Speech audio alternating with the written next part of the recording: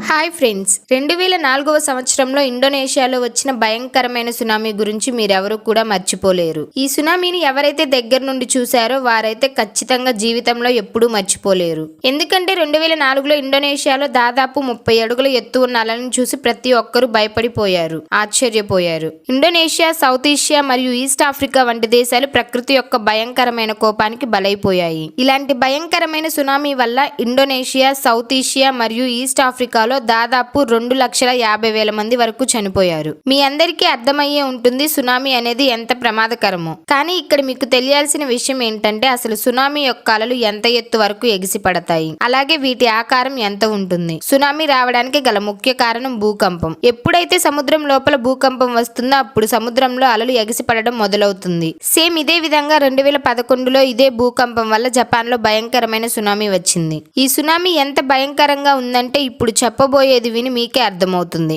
2011లో Japan లో వచ్చిన tsunami అలలు దాదాపు 40 అడుగుల వరకు ఎగిసిపడ్డాయి. అంటే ఈ అలలు అమెరికాలోని స్టాచ్యూ ఆఫ్ లిబర్టీ ఎత్తు కంటే కేవలం 5 మీటర్లు మాత్రమే తక్కువ. అయితే ఈ సునామీ వల్ల ప్రాణహాని ఏమీ జరగలేదు. కాకపోతే దీని వల్ల సముద్రపు నీరు జపాన్ లో 10 కిలోమీటర్ల వరకు కూడా విస్తరించింది. అందువల్ల 22 కోట్ల రూపాయల నష్టం జరిగింది. మీరు ఎన్నో హాలీవుడ్ మూవీస్ లో సునామీ వచ్చిన పట్టణ యొక్క పరిస్థితి ఎలా ఉంటుందో ఖచ్చితంగా చూసే ఉంటారు. అయితే 2011లో జపాన్ లో వచ్చిన సునామీ అనేది హాలీవుడ్ మూవీకి ఏమాత్రం తక్కువ కాదనే చెప్పొచ్చు. అలాగే ఇలాంటి సునామీలు రావడం చాలా మామూలు విషయం. సునామీ వచ్చినప్పుడు సముద్రపు ఒడ్డున ఉండే ప్రజలు ఎక్కువగా ఎఫెక్ట్ అవుతూ ఉంటారు. ఏదో ఒక సమయంలో భూకంపం వల్ల సునామీలు వస్తూనే ఉంటాయి. కాకపోతే ఇవే కాకుండా వేరే రకమైన సునామీలు ఉంటాయి. వాటిని మెగా సునామీ అంటారు. మెగా సునామీ అన్నిటికంటే చాలా డేంజరస్. అసలు ఈ మెగా సునామీ అంటే ఏంటి అని మీకు ప్రశ్న రావచ్చు. సో మీ ప్రశ్నకు సమాధానం కావాలంటే ఈ వీడియోని ఎక్కడ స్కిప్ చేయకుండా పూర్తిగా చూడండి. మరి ఇంకెందుకు ఆలస్యం, let us start our today's episode. ముందుగా మెగా సునామీ గురించి మాట్లాడుకుందాం. మెగా సునామీ అలలు సాధారణ సునామీ అలల కంటే ఎన్నో రెట్లు బలమైనవి. సాధారణ సునామీ సముద్రంలో భూకంపం రావడం వల్ల ఏర్పడుతుంది. కానీ మెగా సునామీ సముద్రంలో ఏదైనా విశాలమైన ఆబ్జెక్టివ్ పడడం వల్ల ఏర్పడుతుంది. ఈ మెగా సునామీ ఎంత స్ట్రాంగ్ గా ఉంటుందంటే పెద్ద పెద్ద బిల్డింగ్స్ ని కూడా కొన్ని సెకండ్స్ లోనే నాశనం చేసేస్తుంది. అయితే సముద్రంలో ఎలాంటి విశాలమైన ఆబ్జెక్ట్స్ ఈ మెగా సునామీకి కారణమవుతాయి అని మీకు ప్రశ్న రావచ్చు. ఇక్కడ చెప్పాల్సిన విషయం ఏంటంటే ఈ రోజు నుండి దాదాపు 57 సంవత్సరాల ముందు అంటే 1963లో ఈ మెగా సునామీని చూశారు. ఈ మెగా సునామీ ఇటాలియన్ గవర్నమెంట్ చేసిన కొన్ని తప్పిదాల వల్ల ఏర్పడింది. ఇటలీలో వెనీస్ కి 100 కిలోమీటర్ల దూరంలో ఇటాలియన్ గవర్నమెంట్ ఒక పెద్ద డ్యామ్ కడుతుంది. ఆ సమయంలో ఈ డ్యామ్ అత్యంత ఎత్తైనది. అలాగే ఈ డ్యామ్ ఒక పెద్ద పర్వతం పక్కన కడుతున్నారు. కానీ అప్పుడప్పుడు పర్వతం యొక్క రాళ్లు విరిగి కింద పడుతున్నాయి.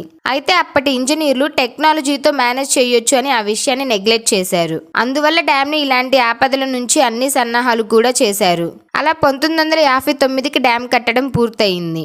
అయితే డ్యామ్ పూర్తయిన కొన్ని నెలల తర్వాత అక్కడున్న పర్వతం యొక్క చిన్న చిన్న రాళ్లు విరిగి నీటిలో పడ్డాయి. ముందుగా ఇంజనీర్స్ అన్ని సేఫ్టీ మెజర్స్ తీసుకోవడం వల్ల డ్యామ్ కి ఏమీ కాలేదు. దాంతో అక్కడ గవర్నమెంట్ ఈ విషయం గురించి అంత సీరియస్ గా యాక్షన్ ఏమీ తీసుకోలేదు. కానీ ఆ తర్వాత ఎవరు ఊహించని సంఘటన జరిగింది. ఇంతకీ ఏం జరిగిందంటే ఆ సమయంలో పర్వతంకి సంబంధించిన ఒక భాగం విరిగి నీటిలో పడిపోయింది. అప్పుడు వెంటనే ఇటాలియన్ గవర్నమెంట్ వాటర్ లెవెల్ని తగ్గించింది. దాంతో ఆ సిచ్యువేషన్ కంట్రోల్లోకి వస్తుంది అనుకున్నారు. కాకపోతే పర్వతం యొక్క పెద్ద భాగం నీటిలో పడటం వల్ల పెద్ద పెద్ద అలలు ఏర్పడ్డాయి. వీటి ఎత్తు దాదాపు 820 అడుగుల వరకు ఉంది. ఈ ఎత్తు ప్రపంచంలోని అతి ఎత్తైన బిల్డింగ్ బుర్జ్ ఖలీఫా ఎత్తుకు సమానం. అయితే ఇంత ఎత్తుగల అలలు ఫామ్ అవ్వడం కారణమైన ఆ పర్వతం యొక్క భాగం ఎంత పెద్దగా ఉంటుందని మీరు ఆలోచిస్తూ ఉండొచ్చు. ఇక్కడ ఇంకో విషయం ఏంటంటే ఆ పర్వత భాగం పడటం వల్ల నీటిలో 80 మీటర్ల వెడల్పు మరియు 200 మీటర్ల గల లోతుగల ఒక పెద్ద హోల్ ఫామ్ అయింది. ఇక్కడ 200 మీటర్ల లోతున్న హోల్ ని క్రియేట్ చేసిన రాయి ఎంత పెద్ద సునామీని క్రియేట్ చేయగలదో మీకే అర్థమై ఉంటుంది. మరియు ఇంత పెద్ద దుర్ఘటన జరిగినప్పుడు దీనివల్ల జరిగిన నష్టం కూడా ఖచ్చితంగా ఎక్కువే ఉంటుంది. ఈ సునామీ యొక్క ఎఫెక్ట్ ఆ పర్వత ప్రాంతానికి పక్కనున్న గ్రామాలకి చేరుకుంది. అందువల్ల రాత్రికి రాత్రే వేల మంది మరణించారు. అయితే దీన్ని మీరు అతిపెద్ద మెగా సునామీ అనుకుంటే మాత్రం ఒక్క నిమిషం వెయిట్ చేయండి. ఎందుకంటే 1958లో అలస్కాలో విశాలమైన అలాగే భయంకరమైన మెగా సునామీ వచ్చింది. దీన్ని ఇప్పటి వరకు హిస్టరీలోనే అతిపెద్ద మెగా సునామీగా చెప్పుకుంటారు. భూకంపం రావడం వల్ల నేల బ్యాలెన్స్ తప్పి పర్వతరాలు సముద్రంలో పడ్డాయి. దానివల్ల హిస్టరీలోనే అతిపెద్ద సునామీ ఫామ్ అయ్యింది. ఈ సునామీ యొక్క ఎత్తు దాదాపు 1722 అడుగులు. అంటే బుర్జ్ ఖలీఫా కంటే దాదాపు 100 అడుగుల ఎక్కువే అని చెప్పాలి. ఈ మెగా సునామీ వల్ల కొన్ని కోట్ల చెట్లు నాశనం అయ్యాయి. అడవి పూర్తిగా ధ్వంసమయ్యింది. దాంతో అలాస్కాకి భారీ నష్టం వచ్చింది. ఈ మెగా సునామీ కంటే కొన్ని వేల సంవత్సరాల ముందు నుంచి ఎన్నో సునామీలు వస్తుండేవి. 1.5 కోట్ల సంవత్సరాల ముందు హవాయి, మలాకా, ఐస్లాండ్లో దొరికిన ప్రూఫ్స్ ఏమని చెప్తున్నాయంటే ఇక్కడున్న సముద్రంలో వోల్క్ అనే సగభాగం విరిగి పడిపోయింది. దానివల్ల దాదాపు 1970 అడుగుల సునామీ ఫామ్ అయింది. అక్కడున్న ఐస్లాండ్స్ అన్నీ కూడా దీంతో మునిగిపోయాయి. అయితే ఇంతకంటే ముందు ఇంకేదైనా పెద్ద సునామీ వచ్చి ఉంటుందని మీకు అనిపించుండొచ్చు. ఒకవేళ అనిపిస్తే ఇప్పుడు జాగ్రత్తగా వినండి. అది ఏంటంటే ఈ రోజు నుండి దాదాపు 6.5 కోట్ల సంవత్సరాల క్రితం ఈ భూమి మీద అతిపెద్ద సునామీ వచ్చి ఉంటుంది. ఈ సునామీ స్పేస్ నుండి పెద్ద ఆస్ట్రాయిడ్ సముద్రంలో పడటం వల్ల వచ్చి ఉంటుంది. ఈ ఆస్ట్రాయిడ్ భూమి మీద ఆల్ఫ్ మ్యాసరేషన్ లో పడింది. అలాగే ఇదే ఆస్ట్రాయిడ్ వల్ల డైనోసార్స్ వాటి యొక్క అస్తిత్వాన్ని కోల్పోయాయి. ఈ ఆస్ట్రాయిడ్ దాదాపు 10 కిలోమీటర్ల పొడవు ఉంటుంది. ఈ ఆస్ట్రాయిడ్ ఎంత వేగంగా సముద్రంలో పడిందంటే దానివల్ల దాదాపు 5 కిలోమీటర్ల ఎత్తైన సునామీ వచ్చింది. ఈ సునామీ బుర్జ్ ఖలీఫా ఎత్తు కంటే సుమారు 5 రెట్లు ఎక్కువ. సో ఈ సునామీ గురించి మీ అభిప్రాయం ఏంటి? ఇలాంటి సునామీ ఫ్యూచర్లో ఎప్పుడైనా రావచ్చా లేదా అనే విషయాన్ని కమెంట్ బాక్స్లో మెన్షన్ చేయండి. ఇప్పుడు సునామీ నుంచి మనల్ని ఎలా కాపాడుకోవాలనే విషయం గురించి మాట్లాడుకుందాం. సునామీని ఆపడం లేదా కంట్రోల్ చేయడం అనేది ఎవరి చేతుల్లో లేదు. నార్మల్గా అన్ని సముద్రాల్లో కూడా సునామీ యొక్క అలలు వస్తూ ఉంటాయి. అయితే ఈ విషయంలో అన్ని సముద్రాల కంటే పసిఫిక్ ఓషన్ చాలా డేంజర్. ఎందుకంటే ఇక్కడ ఇప్పటి వరకు 700 కంటే ఎక్కువ సునామీ అలలు వచ్చాయి. నార్మల్గా సముద్రంలో 50 అడుగుల వరకు అలలు వస్తూ ఉంటాయి. కాకపోతే వీటి వేగం ఎక్కువగా ఉండదు.